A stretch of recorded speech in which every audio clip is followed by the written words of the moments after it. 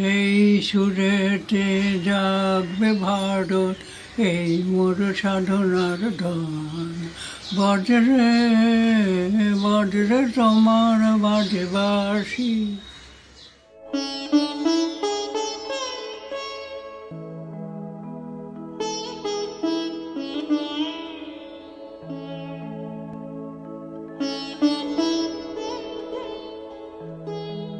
মহারাজ কে সাজে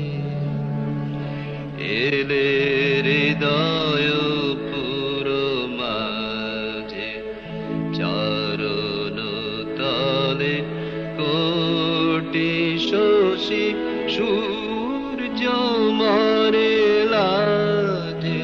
মহারাজ কে সাজে। গুয়াহাটিতে কত বছর ছিলে?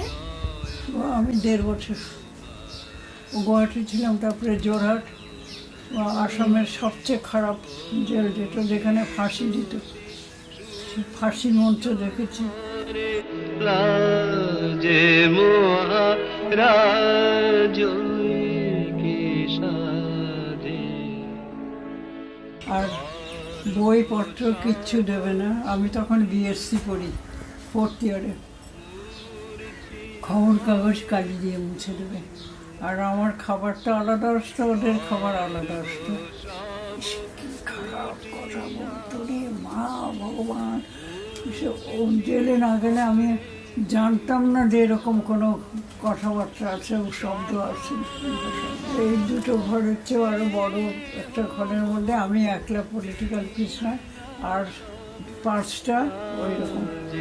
মহারাজ কে সাজে।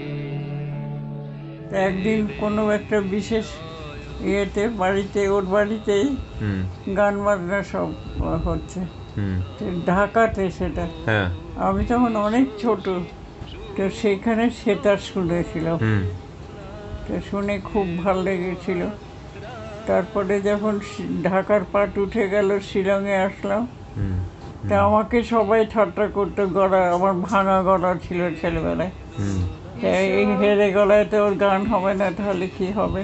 তো হঠাৎ স্ট্রাইক করলে ওর বাড়িতে যে একটা যন্ত্র শিখে শুনেছিলাম, তা আমি বললাম যে আমি সেতার শিখবো।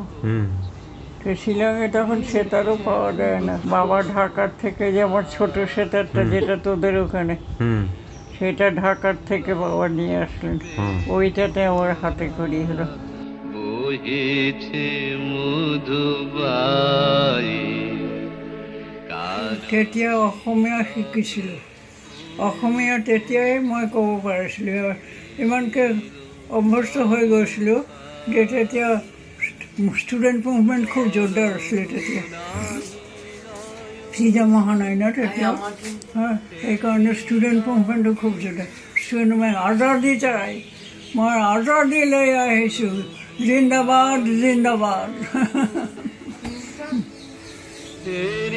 না কিছু ভুবনে নিরখি শুধু অন্তরে সুন্দর বিরাজে। মোর চিকুনি দেশ, এনেকণ সুজলাই, এনেকণ সাফলাই, এনেকণ মৰম দেশ, ও মোৰ আপোনাৰ দেশ।